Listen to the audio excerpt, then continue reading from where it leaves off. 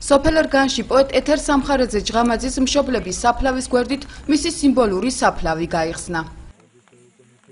მე მჯერა რომ დედაჩემი სული ახლა აქ არის და ყველას საკითხავს დაგტრიალებს თავს და გეფერება ეს აუცილებლად ესეა იმიტომ რომ მართლაც ისეთი იყო მაღალი თამისთვის ახლა დედაზე ძნელია ლაპარაკი მაგრამ სრულიად განსხვავებული იგი უმღეროდა აი ამ სერს აი ამ ყვავილებს აი ამ ხალხს იმერეთს და ჭიათურა უყვარდა ძალიან ჭიათურა საჩხერის მიტროპოლიტის მეუფე დანიელის ლოცვა-კურთხევით მამა თადეუსმა ვერაგულად მოკლული პოეტი ქალის სიმბოლურ საფლავზე სულის მოსახსენიებელი პანაშვიდი აღავლინა.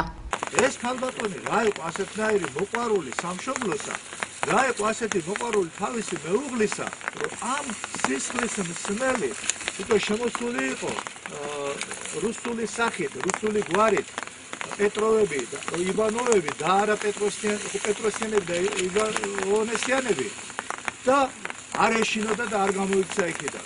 მოვიძიებთ ალბათ მიახლოებით იმ ადგილს, სადაც სისხლი დაღვარა ამ ქალბატონო და თუ იქიდან აი მართლაც იმის წვიდა სისხლი ნაღვარევ ადგილსაც ვიყოვით და მეტას ვიყოვით ესეთი დიდი რამე იქნება.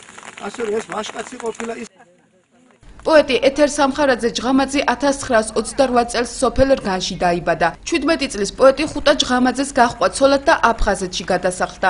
მათ 2 ვაჟიშვილი და 1 ქალიშვილი შეეძინათ. 1993 წელს აფხაზეთის ომის დროს პოეტის მეუღლე სოხუმში მოკლეს.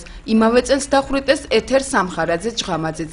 როდესაც მამა დახვრიტეს ჩემი 27-ში, 27 სექტემბერს აფხაზეთი რო სოხუმი რო დაეცა და მე დედაჩემი ბარამიებთან იყო, ბარამიებმა აიყვანეს, დედაჩემი წაიყვანეს თავის სახლში. დედაჩემს გამოუგზავნე ვიღაცები რომ გამოეყვანათ, მაგრამ არ წამოვიდა დედაჩემი 40 სანამ არ იქნებაო მამიკოსიო საწავალო და ეხლა დაწყმარდა არ არისო ეს ამ ბებიო უკვე არ გლავენო არავისო და ერთი კვირა რჩებოდა 40 სანამ და დედაჩემის დახვრიტეს და ის ოჯახის ვისთანაც დედაჩემი იყო.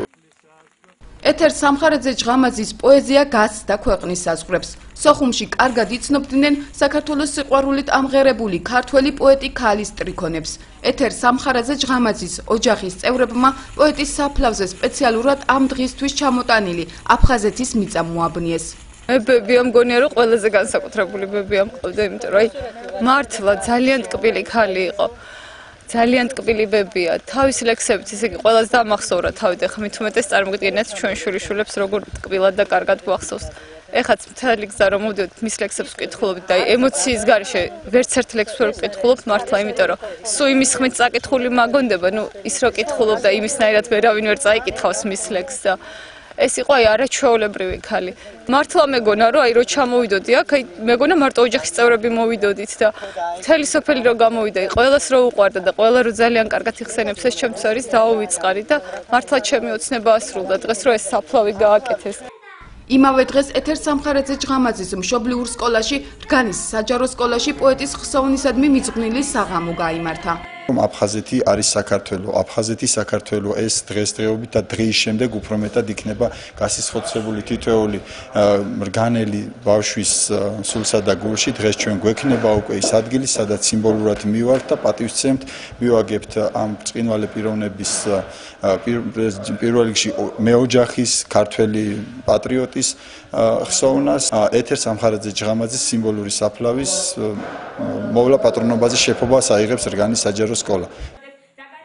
რგანის საჯარო სკოლის მოსწავლეებმა პოეტის ბიოგრაფია და შემოქმედება გაიხსენეს. დუმბაძის თეატრში გააკეთეს, მოზარდ მაყურებელთა თეატრში, ის რა ქვია, საღამო ხსოვნის და იქ სოფობედია, ეს რა ქვია, ანრი ჯოხაძე და ესენი მღეროდნენ დედაჩემის იმას რა, ლექსებზე დაწერილ სიმღერებს. მაგრამ ის სხვა იყო, ახლა ჩემად ამას აღნიშნე ეს რომ აქ უფრო სხვა, იმიტომ რომ დედულეთია და აქაა დედაჩემი გაზრდილი და ღონისძიებას ეთერ სამხარაძე ჯღამაძის ოჯახის წევრებთან ერთად მისი მეგობრებიც ესწრებოდნენ. მათ პოეტისადმი მიძღვნილი ლექსები წაიკითხეს. პოეტის ლექსი წაიკითხა ეთერ სამხარაძე ჯღამაძის ქალიშვილმა აზა ჯღამაძემაც. ეთერი ჩვენგან განუყოფელი, ეს ჩვენგან არსად არ წასულა, გვიყვარდა, გვიყვარს და მუდამ გვეყარება. ღონისძიება ჭიათურობა 2013 ფარგლებში გაიმართა.